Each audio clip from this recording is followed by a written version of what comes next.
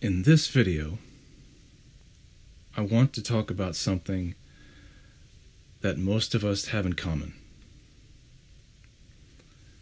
That being the lack of sufficient financial funds. Being that money is the prime mover of the world economy, it is too often heralded as something greater than it really is. Many people, in fact most people, unknowingly worship money as their god. Let us not exalt it beyond its true nature. Money is merely just a tool of transfer that can be converted to many diverse things. That's all it is. Like any indispensable tool, its elusive presence can be downright disempowering. A workshop full of tools allows one to accomplish great things with their hands. So too does a bank account full of money. When you're rolling in the Benjamins, there are fewer things that hinder progress. Insufficient funding disempowers us from accomplishing our most ambitious pursuits. The inability to afford what you prefer is one thing, but the inability to afford the vital needs is another. Oh, if I could only purchase the needed materials or hire the needed help, I could really make some progress. The desire could be simply for pleasure or for a perhaps profound humanitarian effort. Either way, we all share some mutual level of financial lack. Here I am, attempting to build things in my garage which I cannot practically afford without sacrificing something vital. Now, I'm not one to ask for a handout by directing viewers to a donation page. That's just not my nature. I never seek to profit at the expense of others. I am more inclined to present a funding solution that can equally benefit the contributors. So what then is a solution? Well, first, let us further investigate the dilemma. For some of us, perhaps, it's too little income from our current job, while for others it could be too much outflow from bad spending habits. The latter is more easily remedied than the former, yet sometimes both are prevalent at the same time. No matter what condition our finances are in, there is always room for more improvement. Am I right? So the question is, how do we improve our situation? Or how might we escalate our financial station, to put it in a different way? In this internet age, we have been bombarded with data from every invasive angle imaginable. All sources claim to hold the end-all solution to our specific problem. And sadly, most of them are completely and utterly BS. We've all heard the spiel countless times. What if I told you that there's a solution to cure your problem and get paid to do it at the same time? Wow. Tell me more, right? Wrong. No way, Jack. We don't fall for it anymore. We've been calloused to the usual pep talk. We're no longer moved by the hype. So much so that many of us have abandoned all hope of ever encountering a real, legitimate, practical, life-changing opportunity. It seems that such things only happen in cheesy fairy tales. And my life ain't no fairy tale. You know what I mean? It's more like a drama documenting one mishap after another. Can a person ever get a break? That's what I feel like. I myself tend to lean the direction of optimism, though I don't blame anyone for being pessimistic. If I wasn't daily making the choice to choose a positive outlook, I too would likely walk the pessimistic path. With so much corruption in the world, pessimism has become the normal defense position that guards us against what threatens to shatter our last remaining hopes and dreams. I understand. I really do. However, the defense position can only carry you so far. It alone can never give you the upper hand in the battle. Defense should be used merely as a recovery maneuver, not as your end goal. Defensive strategy is to guard you while you regain your bearings and prepare for an offensive maneuver. Do you want to only survive?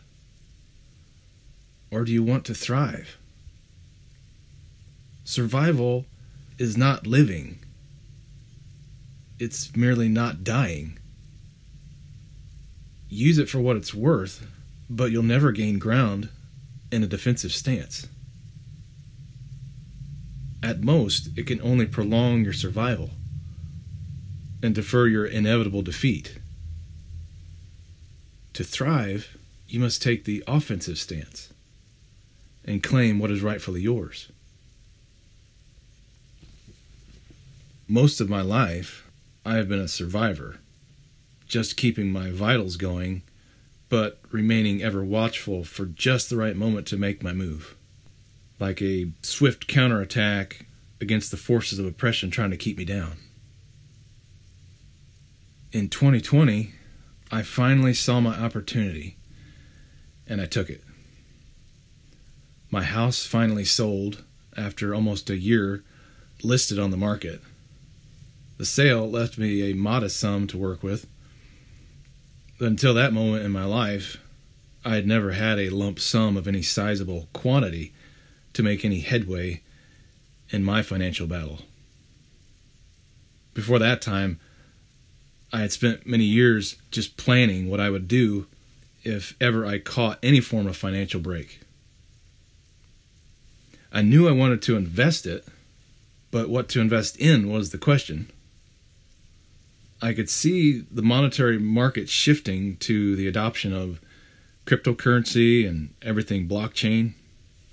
But with so many options out there promising an end to my financial struggles, how could I know which to choose? Or more importantly, how could I know which opportunities were legit? Should I stake crypto? If so, which ones? Should I go for the veteran cryptos like Bitcoin and Ethereum, or possibly one of a plethora of new cryptos being born every day? Furthering my knowledge within the emerging crypto economy brought me to the awareness of one main factor: the sincerity factor. I could discern the genuine sincerity of both young companies and seasoned companies in the crypto headspace, which allowed me to hone in on the legitimate investment opportunities. But even legitimate opportunities cannot guarantee a successful return on investment. Very few investments can give you that guarantee. All that we can really do is minimize the risk. I found many, quote, sincere offerings in the crypto space, but you know as well as I that sincerity alone does not a good investment make. There are many people and groups out there attempting to make it big in the now booming crypto economy, and they are legitimately trying to present profitable opportunities for investors. But what does it take to successfully ride such a massive wake in the market? Do they have a sustainable model? It's all still a gamble, really. There is, however, one thing that all tiers of the crypto market need in order to function efficiently and harmoniously with commerce, in order to complete the shift in monetary reform. Infrastructure. The infrastructure has to change before cryptocurrency can be used as conveniently as the swipe of a credit card. The most profitable investments will likely be in the foundational infrastructure of a new economic paradigm. In late summer of 2020, I invested in a unique offering from one of the giants in the crypto blockchain industry. Now, I've been monitoring my investment for 6 months now, as of April 2021. And my own experience has been really good. They have been true to their word on every promise thus far, and their infrastructure is rapidly expanding. They are building an all-encompassing blockchain community, which is the most surefire way to ensure the adoption of their many blockchain platforms and services. There are many investment options out there, but few can boast of a business model as robust as this group. As of April 2021, I am earning 0.5% per day on my investment. And I'm daily reinvesting the dividends, effectively compounding the growth. Now, I am not a financial advisor. This information is not financial advice, so do not treat it as such. I am simply sharing my positive experience with the investment that I made. I encourage you to do your own due diligence and decide for yourself if this investment is right for you.